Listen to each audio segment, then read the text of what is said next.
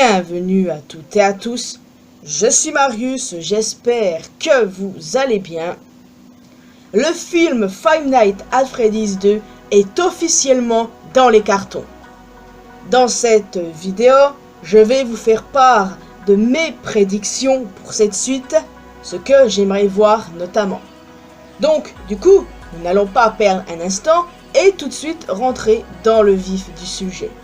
Mais pour commencer, qu'est-ce que nous savons sur cette suite déjà? Déjà, Emma Tamny sera de retour à la réalisation, ce qui est une bonne nouvelle. Le tournage du film devrait débuter le 1er juillet de cette année. Alors évidemment, ça peut vous paraître rapide, mais personnellement, je ne suis pas étonné. Donc, si tout va bien, on peut s'attendre à une sortie en 2025. Alors évidemment, ils peuvent toujours changer la date de tournage, etc. Mais si les choses vont dans le bon sens, le film sort l'année prochaine. Bon, ça ce n'est que théorique évidemment. Selon Daniel RPK, une source assez fiable pour le coup, ce deuxième film devrait se concentrer davantage sur l'horreur après les retours du premier film. Ça les amis, c'est une excellente nouvelle. J'ai vraiment aimé le film, mais il lui manquait vraiment cette touche horrifique, voyez-vous. Le retour de Matthew Lillard en William Afton. Honnêtement, c'est logique parce que l'acteur a signé un deal pour 3 films. Rappel, on devrait avoir une trilogie, donc ça ne m'étonne pas, c'est même logique qu'il revienne. Et enfin, il s'agira d'une suite. Et Josh Hutcherson devrait revenir en tant que Mike. Bon, là c'est pas encore officiel, mais ça paraît logique évidemment. Ça, c'est ce que nous savons déjà sur cette suite. Maintenant, c'est parti pour les prédictions. Et évidemment, n'hésitez pas à me faire part des vôtres dans la section commentaires. Bon, déjà c'est évident, ce sera une nouvelle aventure pour Mike et Abby. J'imagine un scénario genre Mike qui a réussi à faire la paix avec son passé et ce qui est arrivé à son frère Garrett replongera dans la tourmente lorsqu'un nouveau restaurant Freddy Fazbear sera ouvert. Nous y retrouverons les Toys, bien évidemment. Les Toys qui sont quand même des animatroniques intéressants mais tellement sous-cotés. Et évidemment nous retrouverons le Quattro original, tout détérioré, Withered. En même temps, ça me paraît extrêmement logique. Beaucoup de fans s'attendent à ce que la suite révèle que Mike est un Afton. Sauf que clairement, ça serait une connerie monumentale de faire ça. Je vous ai déjà fait part de ma théorie dans ma vidéo consacrée au premier film, et je la maintiens. Henry est le père de Mike. L'enlèvement de Garrett était très clairement ciblé et quand on connaît le lien entre Henry et William, tout fait sens. Dans les films, les deux familles sont inversées en gros. Un élément majeur qui m'a fait penser que ça pouvait être une réalité, c'est la fameuse tante Jane. Elle est la sœur du père de Mike et dans les romans, la tante de Charlie s'appelle Jane. Elle est la sœur d'Henry. Pour moi, tout concorde à partir de là les gars.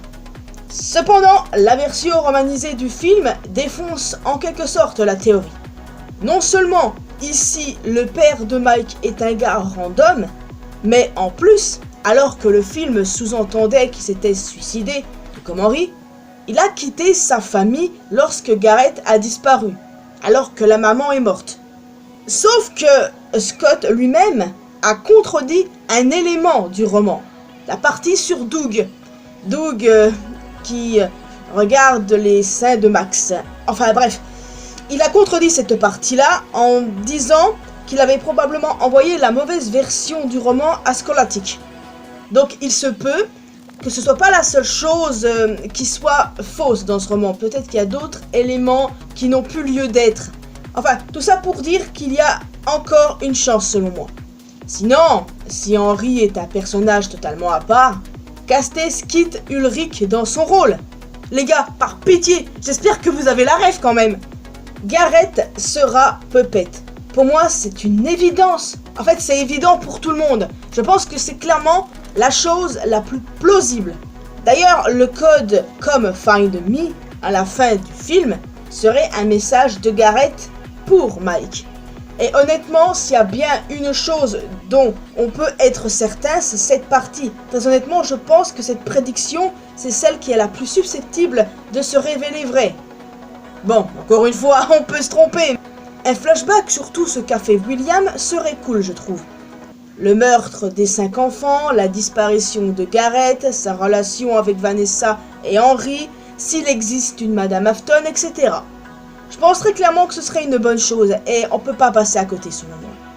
On pourrait aussi éventuellement avoir la morsure de 87. Si les Toys sont dans la suite, c'est mort, parce que le premier film se déroule dans les années 2000. Mais l'incident peut toujours avoir eu lieu bien avant. Ou bien l'incident de la morsure peut avoir lieu dans le film FNAF 2, mais du coup ce ne sera pas la morsure de 87 à proprement parler. Enfin bon, ça reste à voir. Qui dit morsure dit Jeremy Fitzgerald. Jeremy est un personnage trop sous-coté, je trouve, et j'adorerais qu'il soit dans la suite. Je crois même qu'il y a des rumeurs, mais bon, rien d'officiel. Mais comment ne pas penser à Jeremiah? Vous savez, le collègue de Mike dans le centre commercial. Jeremy et Jeremiah sont deux noms ressemblants. Ça pourrait totalement être le même personnage. Du moins, j'aimerais beaucoup honnêtement que ce soit lui, Jeremy. J'aimerais beaucoup le voir dans ce deuxième film. Mais à tous les coups, ils vont caster un acteur blanc et blond, vu que la plupart des fans voient Jeremy ainsi. D'ailleurs, il y a des fans qui shippent Mike et Jeremy. Alors, en fait, moi, j'avoue que j'en fais un peu partie, surtout que mon fameux headcanon, c'est que Mike est gay. Et ça s'applique aussi à celui du film. Enfin bon, je m'égare. En plus, sérieusement, j'espère que Theodus Crane reviendra pour reprendre le rôle de Jeremiah et aidera Mike contre les animatroniques.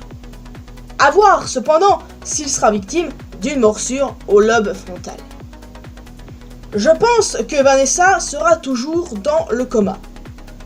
Je l'imagine bien faire des cauchemars pendant qu'elle est dans son coma. L'occasion peut-être de voir les Nightmares. Ou alors, nous découvrirons son passé avec William à travers ses cauchemars. C'est très probable. Et il est aussi probable qu'elle se réveille à la fin du film et retrouvera Mike et Abby.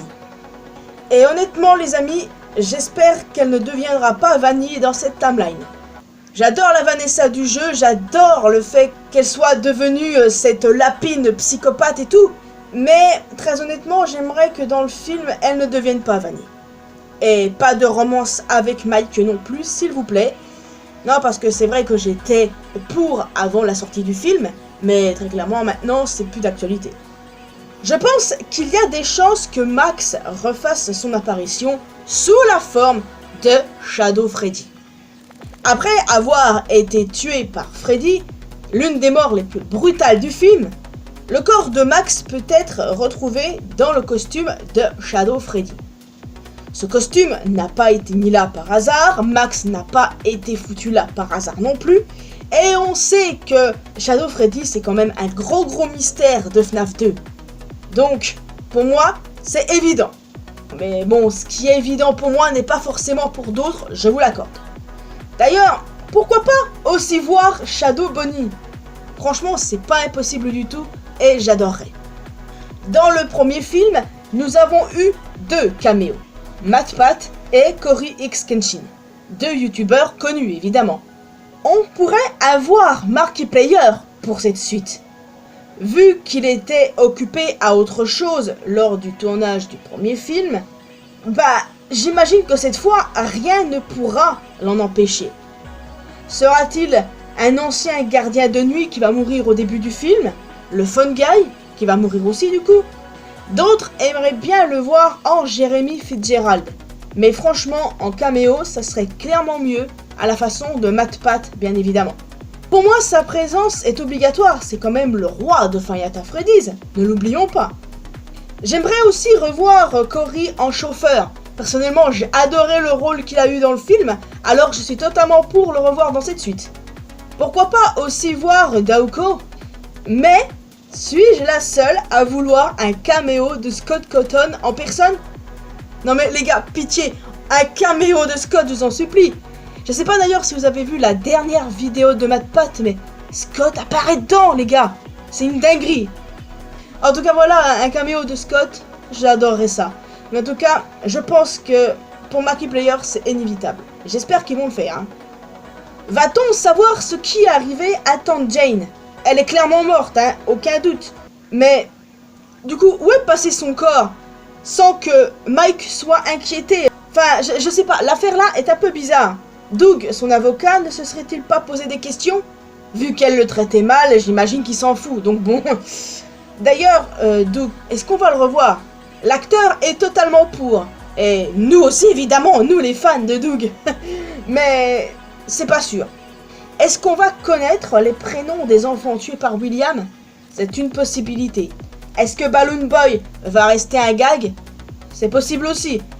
Sparky, canular très connu, est apparu dans le premier film. Quel canular de FNAF 2 pourrait apparaître dans cette suite? L'animatronique Purple Guy? Toy Golden Freddy? Shadow Balloon Boy? Franchement, ce serait cool de canoniser, entre guillemets, un autre canular connu. Et enfin, la fin du film FNAF 2 pourrait nous teaser un FNAF 3 avec Springtrap. Les gars, ça, c'est clairement une obligation pour moi. Très clairement. En fait, j'arrive tellement bien à imaginer la scène. Les mecs, très clairement, ça peut que se passer comme ça. S'ils ne le font pas, là, il y a un problème. Je veux dire, FNAF 3, il est clairement associé à Springtrap. FNAF 3, c'est déjà mon préféré et il faut pas se planter là-dessus. Les gars, une scène finale, genre William qui se réveille et devient Springtrap officiellement, j'attends que cette scène. Parce que non seulement FNAF 3 est mon FNAF préféré, en plus de ça, Springtrap est mon animatronique préféré. Donc, s'il vous plaît, ne foirez pas. Voilà. En somme, ce sont toutes mes prédictions, mes souhaits pour cette suite. Bien évidemment, tout ne sera pas comme je l'ai dit, c'est même sûr. Prenez les choses telles qu'elles viennent en fait. Moi, je suis plutôt du genre, j'attends pas grand chose au risque d'être déçu. J'applique cette consigne en général pour les films, les jeux, enfin, j'applique ces consignes pour ne pas me retrouver déçu. Parce que le problème des fans, c'est qu'ils en attendent de trop. Genre, quand ils voient que quelque chose ne se passe pas comme ils le souhaitent, ils se mettent à dire c'est de la merde et tout. C'est ça le grand problème. Aussi bien pour les films, les jeux vidéo, pour One Piece, parce que beaucoup de fans crachent sur l'œuvre parce que ça se passe pas comme ils veulent, mais... Enfin bref, là je m'égare, mais je pense qu'il y a vraiment certaines choses dans tout ce que j'ai dit qui peuvent se concrétiser, comme Gareth qui est Puppet, un potentiel caméo de Markiplier, Vanessa qui est toujours dans le coma. Il y a pas mal de choses qui peuvent à la fois se concrétiser et d'autres non, mais sachez que ça ce sont juste des prédictions. Hein. Si évidemment il n'y a pas tel ou tel truc, je ne vais pas gueuler. Mais pour moi, il y a clairement une obligation dans cette histoire, c'est le caméo de Markiplier et la fin qui tease FNAF 3 avec Springtrap. C'est tout. C'est pour moi mes seules obligations. Enfin bon, quelle prédiction est la plus probable selon vous? Quelle est celle qui l'est moins? Est-ce que vous en avez d'autres à me proposer? Que voulez-vous voir dans cette suite? J'ai hâte d'en discuter avec vous les amis. Et dès qu'on en sait plus sur ce film, je vous tiens au jus. En tout cas, moi, je vous laisse officiellement ici. N'hésitez pas à me laisser un commentaire avec votre ressenti, ce que vous voyez dans cette suite, etc. Comme je vous l'ai dit précédemment. Vous pouvez laisser un petit pouce bleu, ça fait toujours plaisir. Me retrouver sur mes réseaux sociaux, les liens sont bien évidemment dans la description. Et le plus important, abonnez-vous à cette chaîne ainsi qu'à ma chaîne secondaire pour qu'on puisse se retrouver dans une prochaine vidéo. Et n'oubliez pas d'activer la cloche notification. Bye bye!